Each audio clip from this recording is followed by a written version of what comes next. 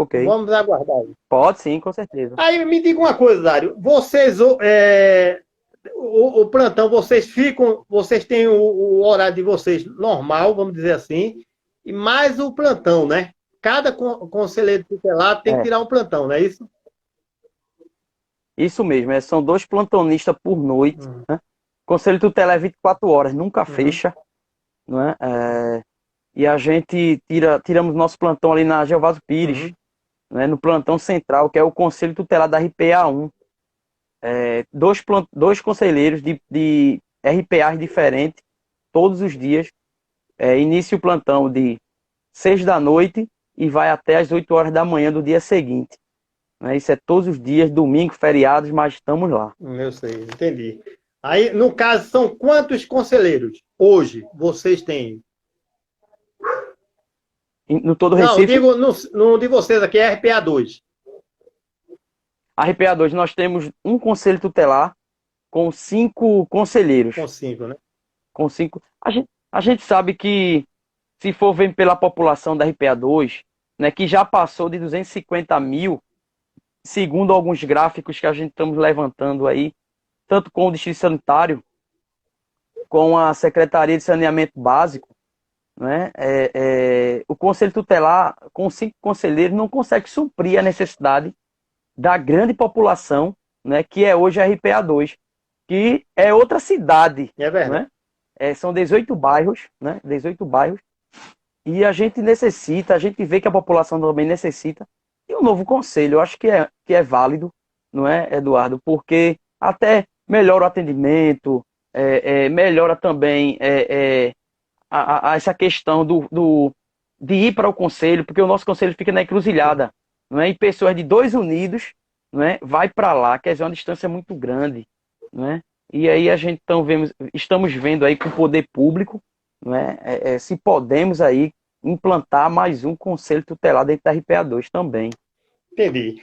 Olha, ô Dário, vê só, já se passou, era de 20 horas e 30 minutos, já é 43, 13 minutos. O que é que você acha? Você acha que a gente deve começar e se ele chegar, a gente coloca ele na discussão ou esperar mais um pouquinho? O que é que você acha? Não, eu acho que a gente vamos prosseguir, né? Vamos prosseguir e chegando a gente convida. Pronto, então vê só, Dário, aí eu queria que você explicasse um pouco, já você iniciou,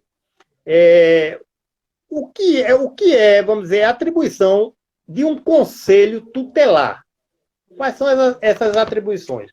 Bom, não precisa ser todas, algumas que você acha muito assim importante para que a comunidade, a sociedade saiba. O que é, mais ou menos? Bem, eu acho que é muito importante o papel do Conselho Tutelar na vida do dia a dia da criança e do adolescente. Por exemplo, a gente sabe que estamos vivendo num momento muito atípico, né? Muitas escolas, devido à pandemia, muitas escolas particulares estão fechando, não é? Muitas pessoas hoje estão procurando o Conselho Tutelar, que é totalmente porta de entrada para uma criança entrar na creche, para uma criança conseguir uma vaga na escola, tanto ela municipal quanto estadual.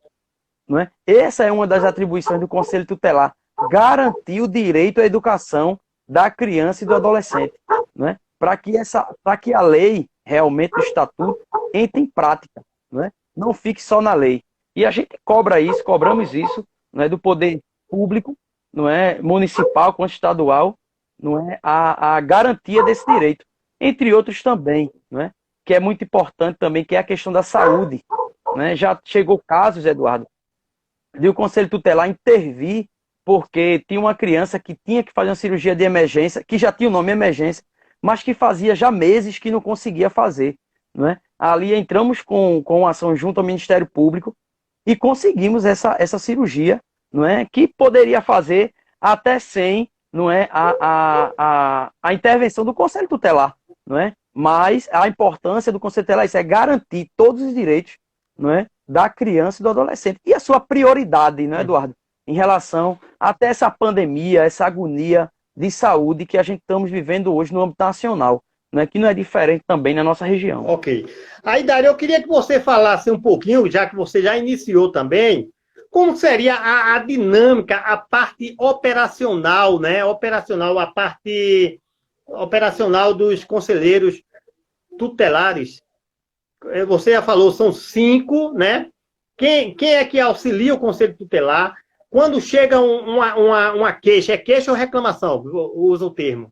Uma queixa para o conselho tutelar. Qual as providências que o conselheiro tutelar tem que fazer? Como é que é essa dinâmica? Me fala um pouco aí para que a população entenda. Vê bem, nós somos uma instituição, o Conselho Tutelar é uma instituição não jurisdicional, não é? A gente somos administrados pela Prefeitura do Recife, né?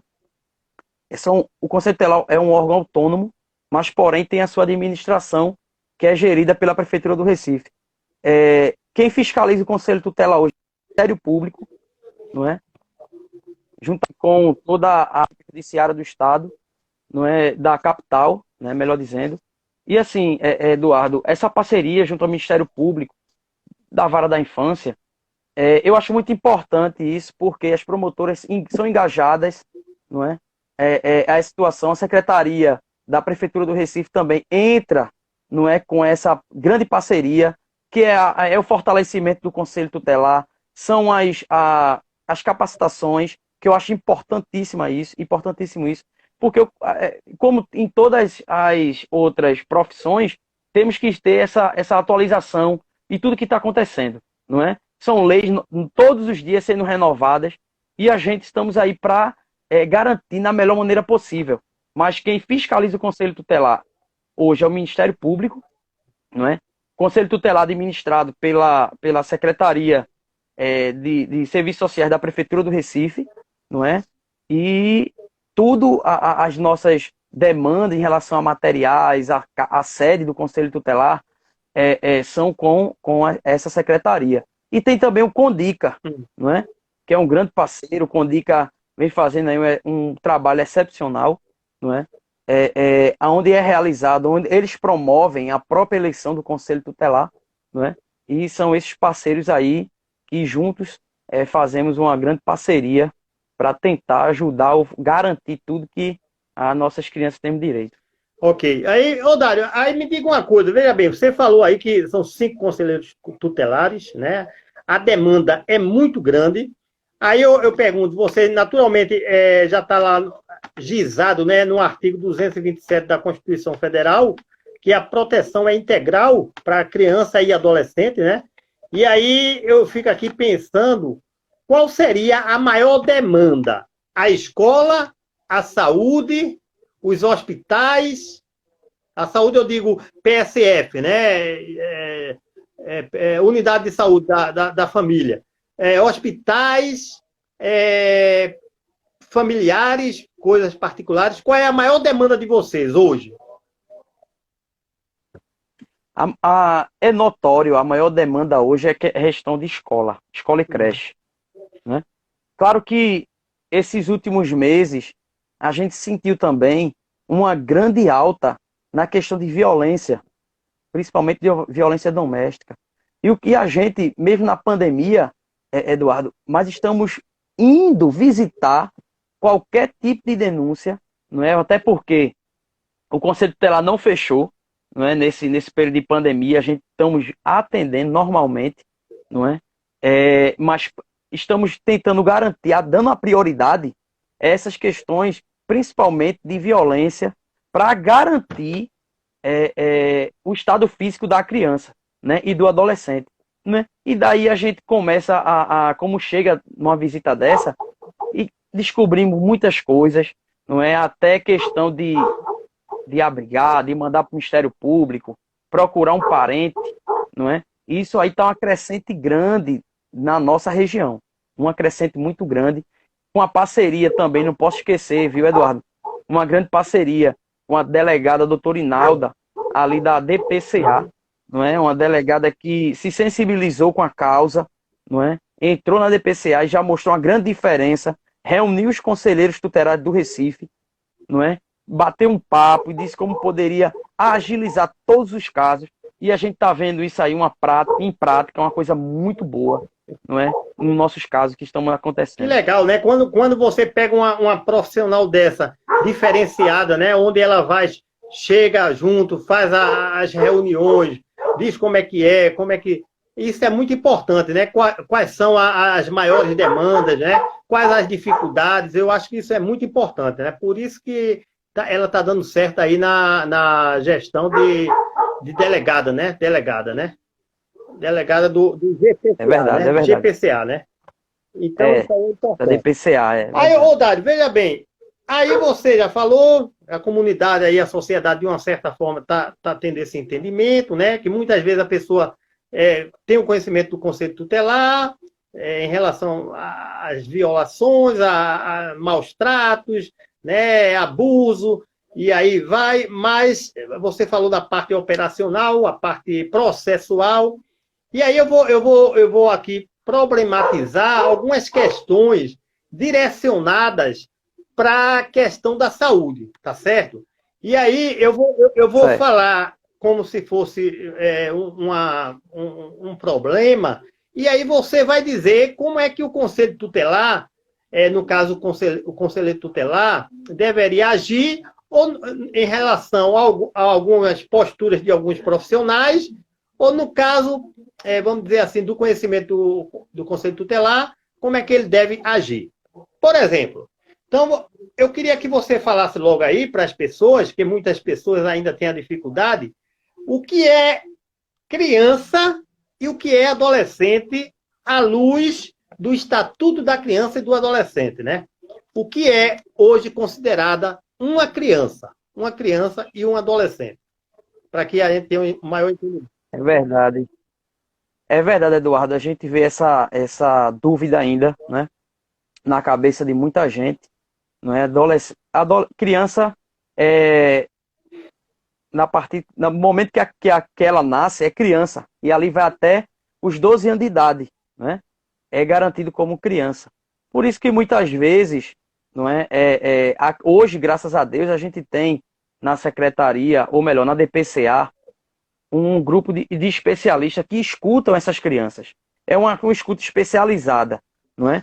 E tem também um adolescente que é a partir de 12 anos e um dia, né? Que vai ali até os 17 anos, antes de completar os 18, né? Que é o adolescente, não é?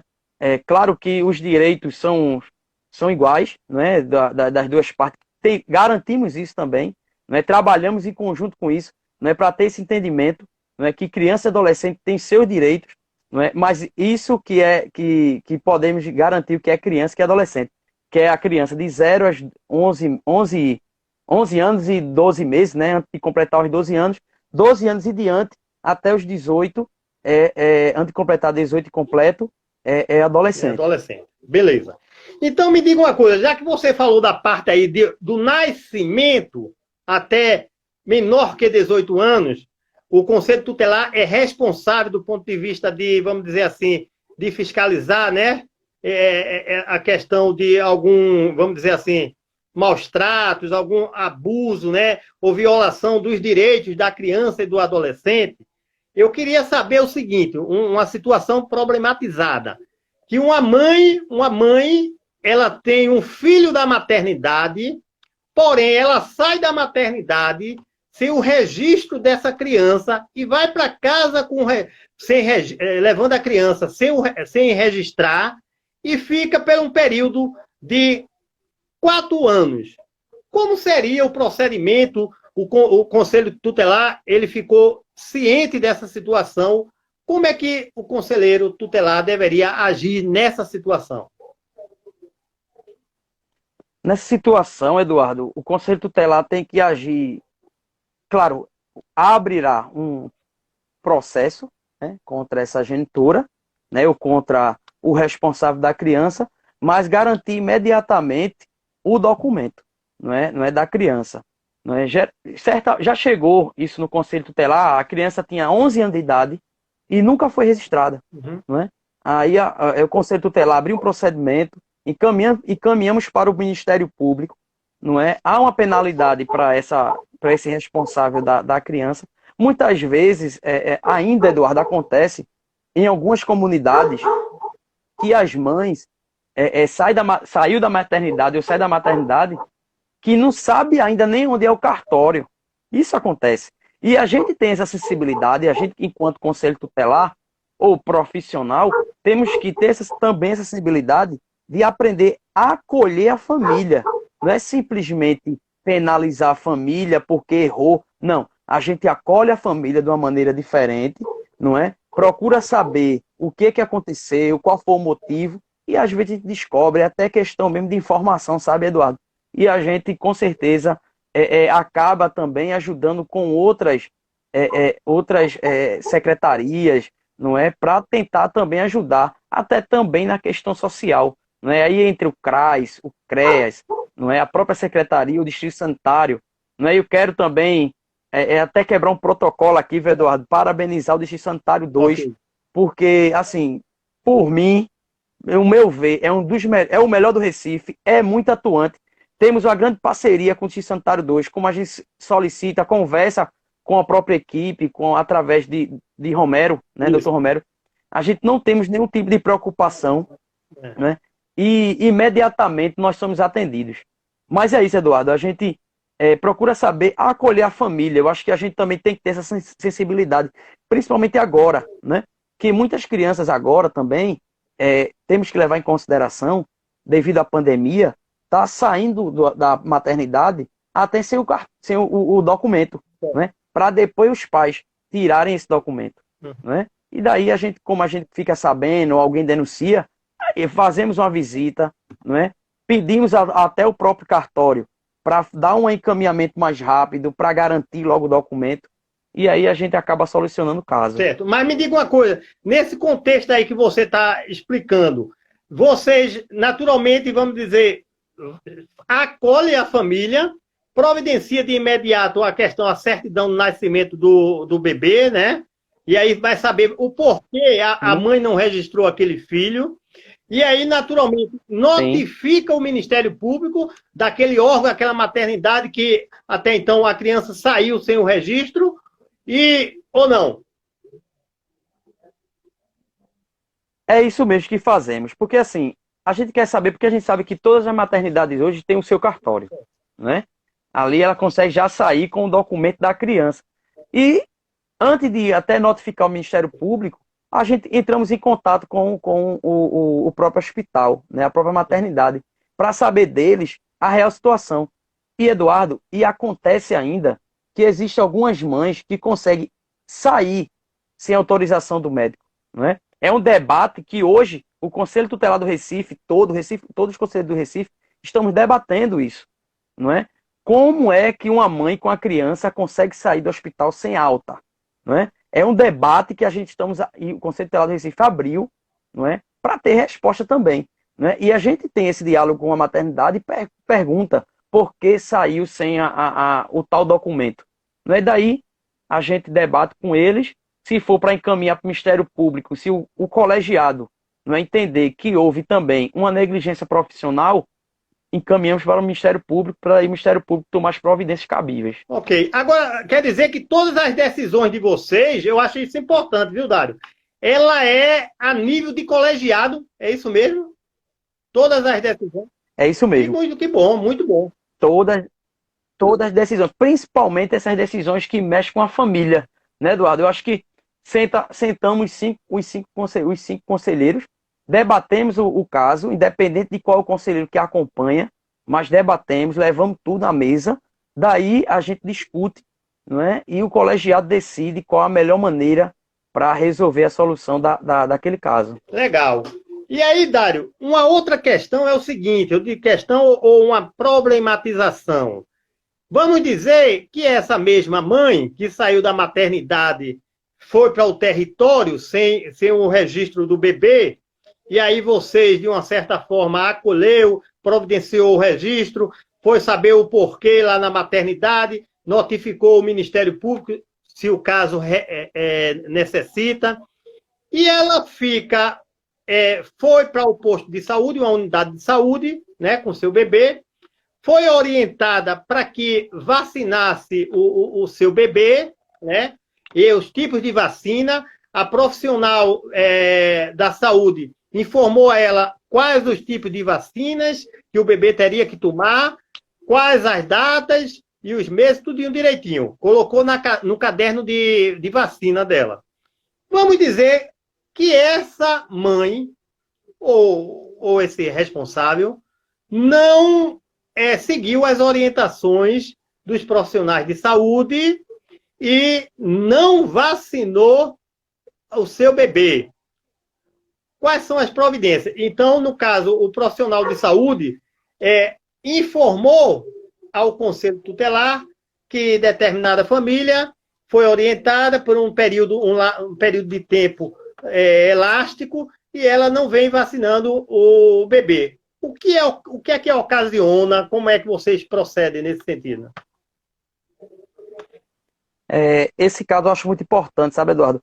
Porque todos os casos dessa situação, né, que uma mãe não leva a criança para se vacinar, na nossa RPA, os agentes de saúde, né, comunicam ao posto, né, a posto de saúde aonde ela é lotada, e o posto de saúde encaminha para o Conselho Tutelar. Daí o agente do Conselho Tutelar, os Conselhos Tutelar vão fazer essa visita na casa dessa pessoa, notificamos ela, não é? Damos um prazo a ela, não é? Não só notificamos, mas também advertimos ela, não é? Damos uma advertência por escrito, não é? E aquilo ali já é um processo também, não é? Se ela já teve um porque não registrou, já é mais um, não é? E daí a gente caminhamos novamente por reincidência, não é? Porque é uma negligência grave, não é? Encaminhamos para o Ministério Público, debatemos o caso com o próprio Ministério Público para saber se essa família ou esse responsável tem amplas condições, né, de criar realmente e garantir, não é, a saúde da criança aí, não é? Porque tem que seguir todas as diretrizes, não é, da saúde. Então a gente debatemos com o Ministério Público também para saber se aquela família realmente, daí chamamos serviços sociais, a equipe de serviços sociais, entre o CRAS, o CRES, para saber se essa família, fazemos um estudo, não é, com a rede, para realmente avaliar e saber se essa família tem condições de garantir o mínimo, não é, o básico, não é, que é a saúde, que é uma boa alimentação, enfim, para saber se essa família tem condições de ter e ficar com essa criança. Ok. Dário, então, seguindo aí a linha de raciocínio, vamos dizer hoje que a mãe negligenciou em relação aos cuidados da saúde do filho, da sua vacina, dos encaminhamentos que os profissionais deram, né? De forma, vamos dizer assim, quanto mais, né? E aí já houve a notificação do Conselho Tutelar, já houve as observações, já houve os encaminhamentos, e ela persistiu em não ter esse, vamos dizer, cuidado. E aí eu pergunto a você, qual seria, Dário, os critérios para que uma família, vou dizer assim, uma família, ou uma mãe, chegasse a perder seu filho ou sua filha, ou seja, destituir, a justiça chegar a destituir o poder familiar? Quais são os elementos que hoje você, na prática, percebe, que eu sei que é difícil, porque uma outra coisa também, critério de pobreza não é requisito para destituir o poder familiar, uma perda familiar, né? Então, o que hoje você percebe aí que vem acontecendo, se já aconteceu com você, eu acho que já, né, pela sua experiência, sua bagagem aí, para que hoje venha uma mãe ou um pai perder o poder familiar de uma criança? Bem, vê só, Eduardo, nesse caso aí que a gente estamos levando, a mãe não registrou a criança, foi notificada, foi advertida. A mãe não vacinou a criança, foi notificada e advertida. A mãe reincidiu novamente pela terceira vez. É assim? Aí vai ser reunido o colegiado novamente, não é? Do Conselho Tutelar, e solicitamos, levamos para o Ministério Público notícia de fato que aquela pessoa está colocando a vida da criança em risco.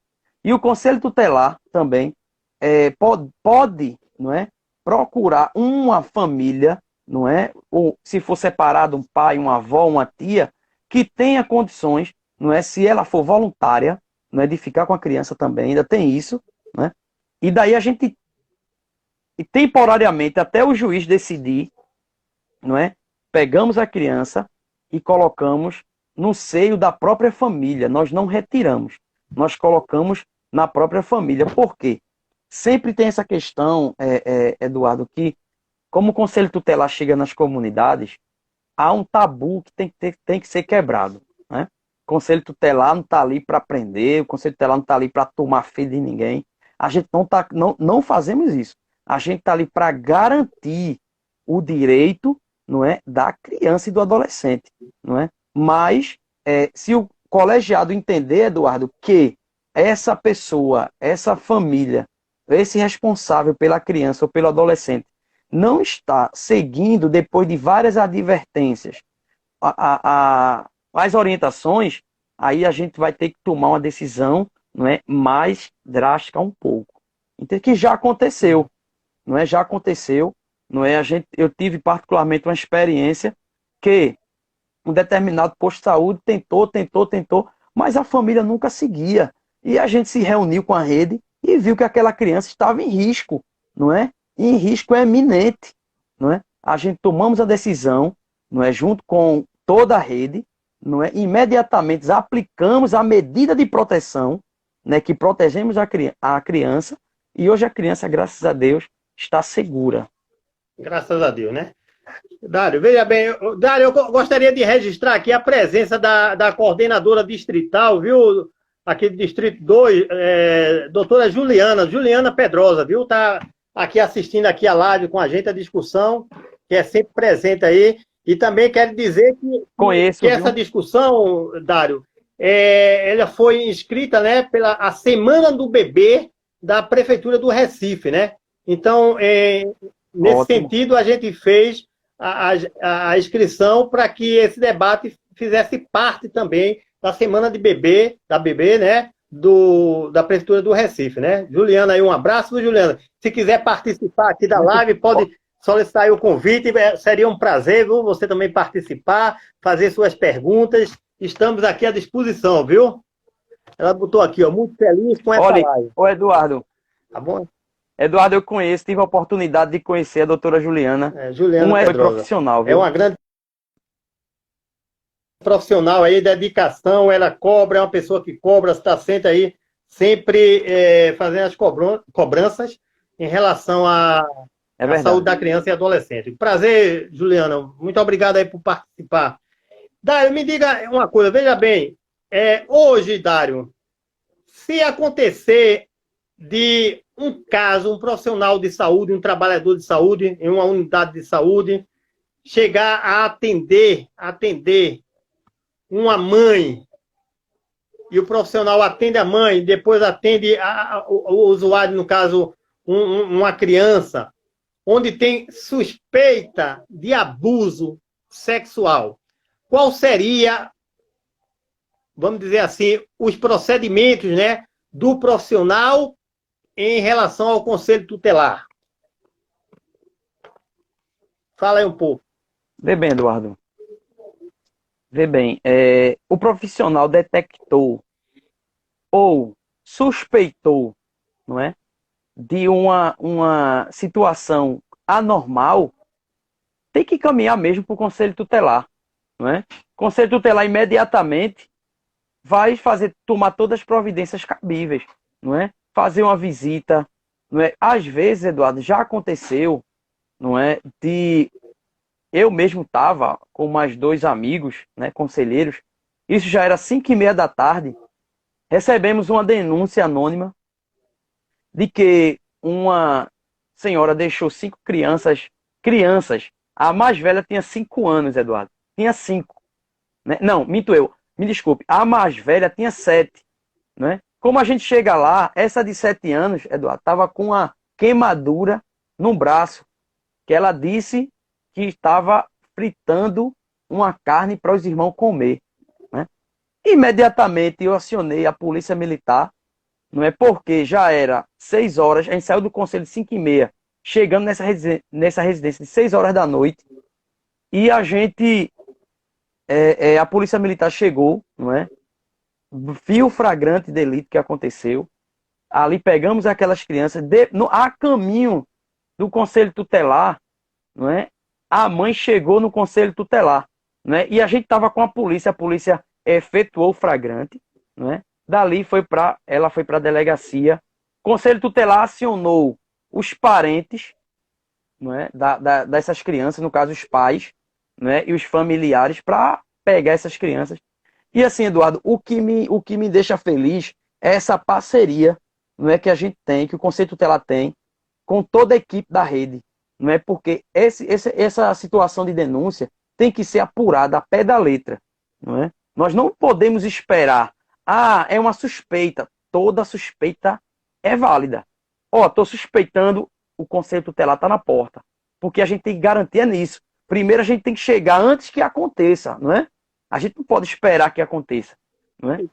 Então, como chega um tipo de denúncia dessa, não é que o conselho tutelar imediatamente dá logo uma resposta, principalmente para a sociedade. Ok. E me diga uma coisa, Dário, em relação à questão de maus tratos, hoje você percebe que o índice é muito grande, né, em relação a maus tratos com crianças, adolescentes, né? E aí o profissional, naturalmente, avalia, né?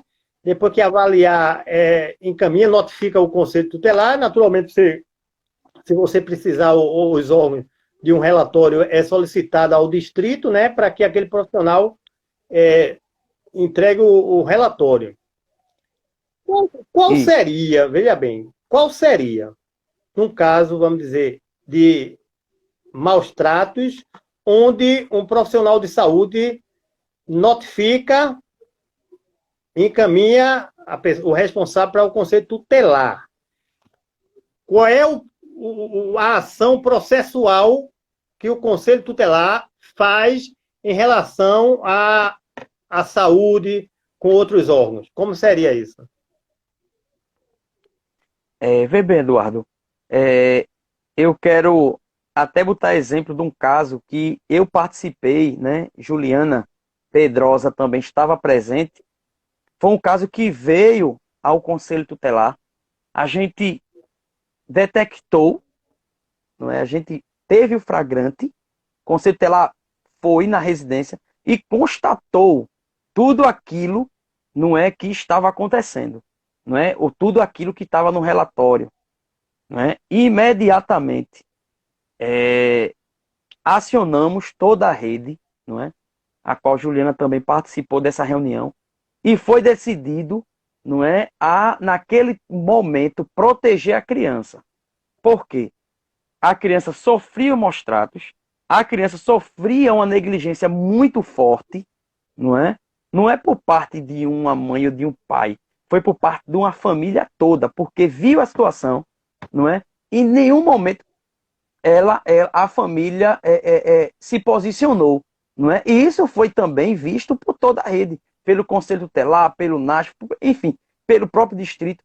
E o Conselho Tutelar, imediatamente, nos reunimos, não é, com toda a rede e aplicamos a medida de proteção.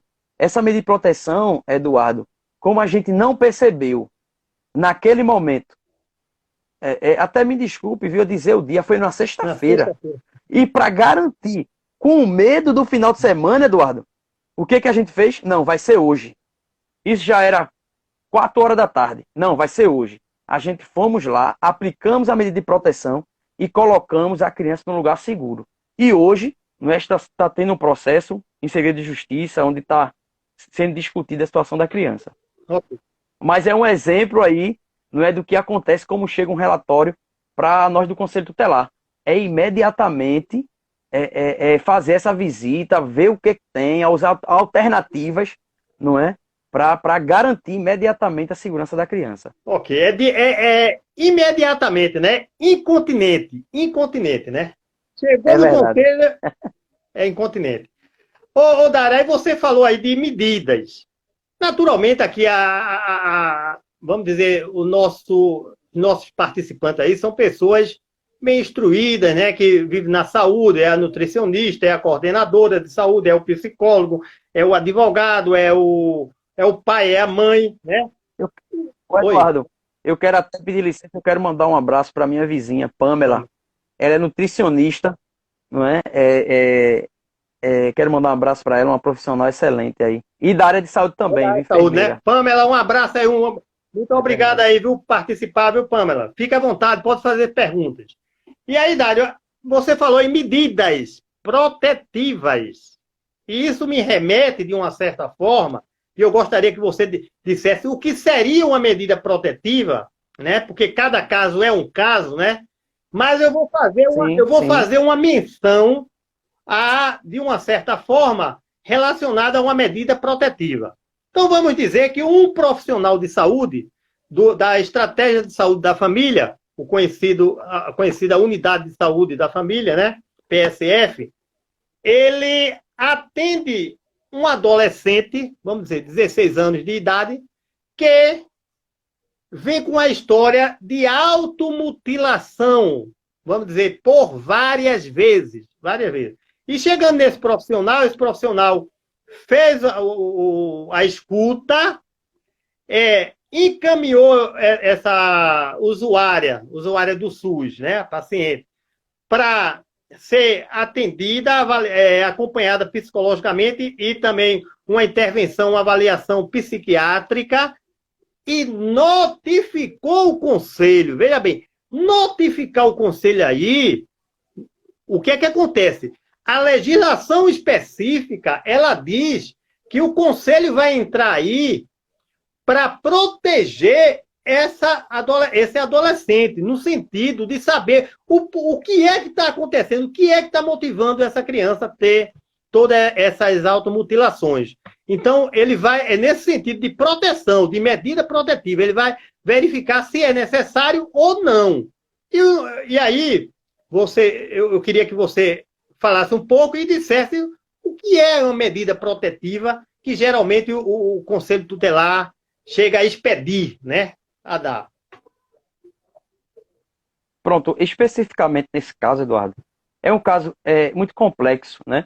Onde eu já tive uma situação muito parecida, né? Peguei um caso muito parecido e graças a Deus a gente hoje teve um grande êxito, não é? Onde eu vejo essa adolescente, não é? Bem, não é?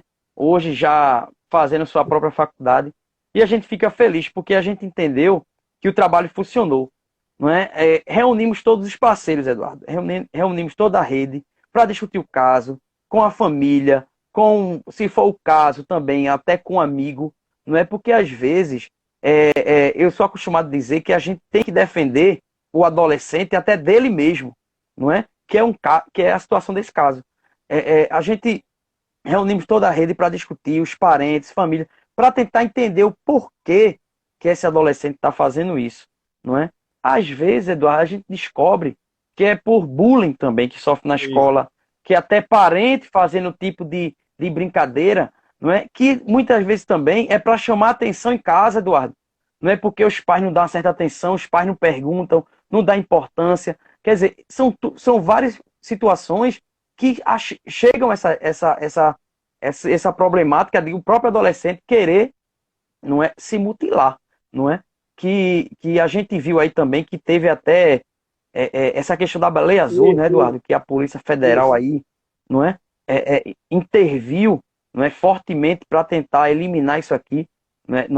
Em Recife estava muito forte também essa questão, mas o que o conselho faz? A gente chega junto da família, procura saber, reúne todos os parceiros, dá uma importância diferenciada desse caso, tenta mostrar desculpa, ao adolescente, Eduardo, que ele é importante para a sociedade, não é? Porque muitas vezes essa questão de não sou importante para ninguém, você sabe dizer melhor do que eu, né, Eduardo? Porque tem essa questão emocional, toda emocional, que a gente pedimos também, isso aí, essa é uma atenção diferenciada a toda a rede, ao psicólogo, ao psiquiatra, e muitos dizem, né, a grande maioria dizem, que é essa questão é para chamar a atenção de alguém, porque não está sendo vista, não está tendo uma atenção diferenciada. Às vezes é alguém incentivando o próprio adolescente a fazer isso, não é?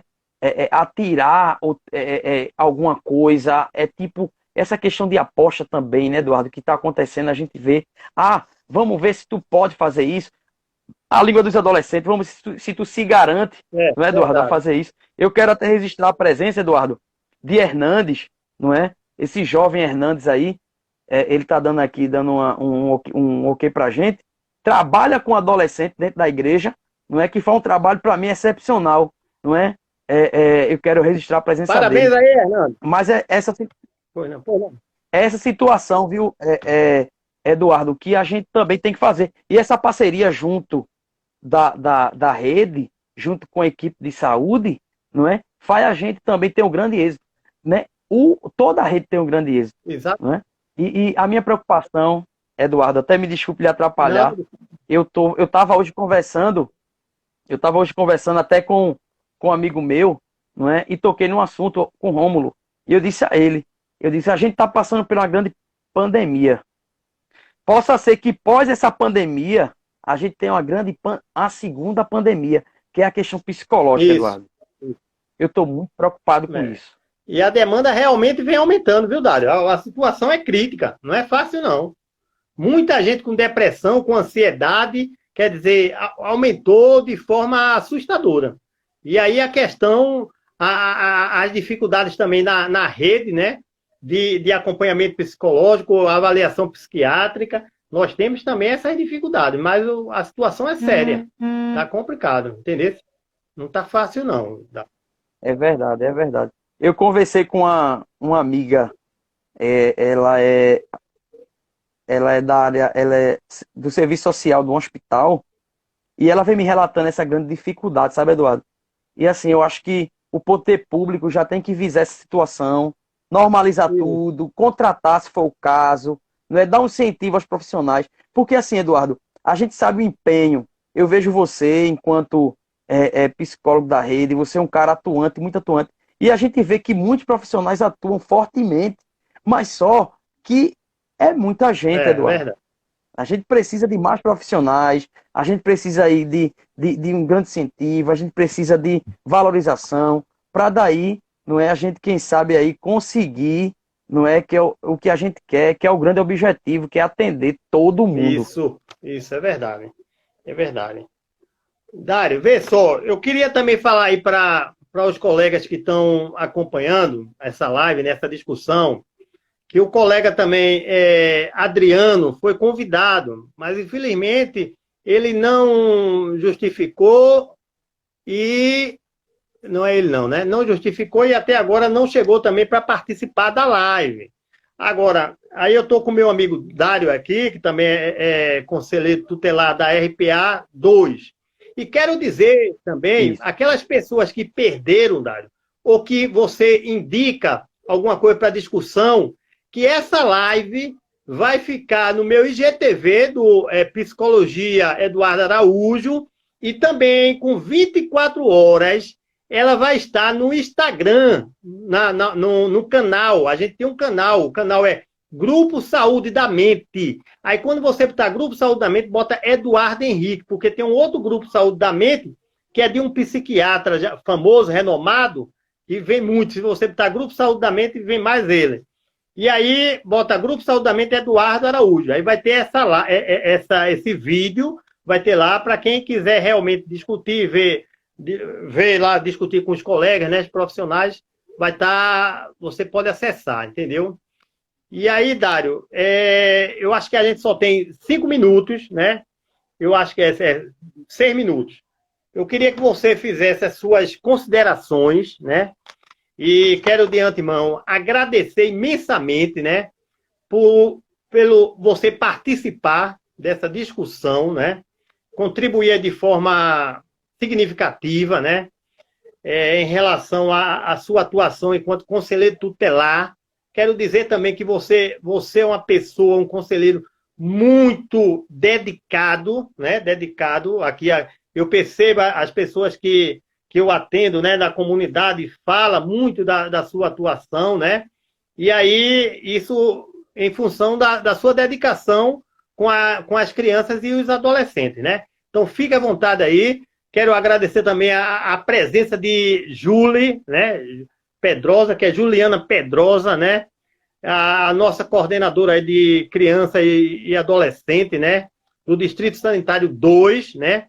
Parabenizar a ela por o evento que está acontecendo na Semana do Bebê, que ela é sempre atuante nesse sentido, e todos os colegas do NASF e da Estratégia da Saúde da Família, as políticas, que participem aí da discussão, que é sempre importante, né?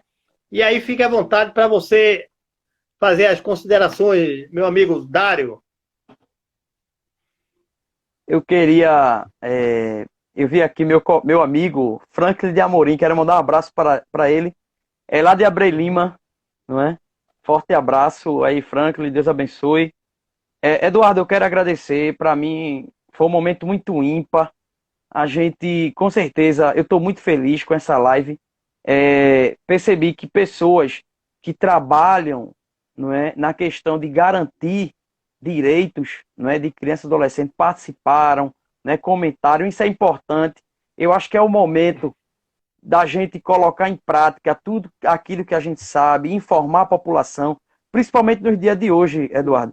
Um momento que o ódio está aumentando, o calor, a emoção da população aí por coisas muito pequenas. A gente está vendo aí uma população, por muitas vezes, uma discussão, leva uma coisa maior, uma criminalidade que não para de crescer.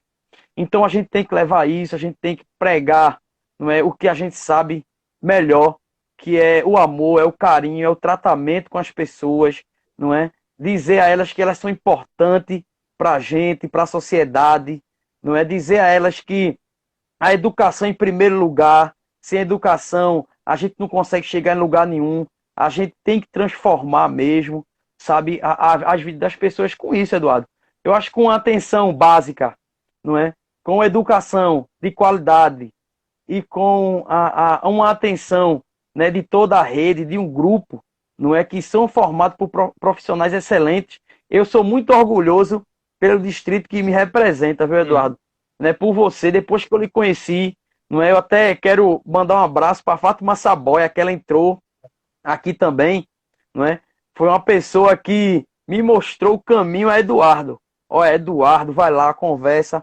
E assim eu fiquei muito feliz. Muito obrigado pelo convite. Estou sempre à disposição, não é? Enfim, estamos aí, grandes parcerias aí para melhorar e atender, não é, a todos os que precisam. Tá bom, Dário, eu agradeço aí imensamente, viu? Pela sua colaboração aí, sua discussão aí muito boa, né? E que você está representando aí a RPA 2, né?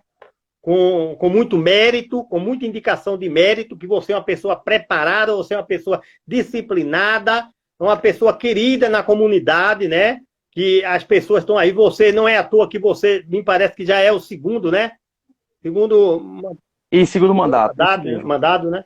Segundo mandato. E aí, você é mesmo nível de Fernando, né? Que eu tive a oportunidade de conhecer Fernando. Fernando hoje é meu amigo, né? E aí, eu fico feliz.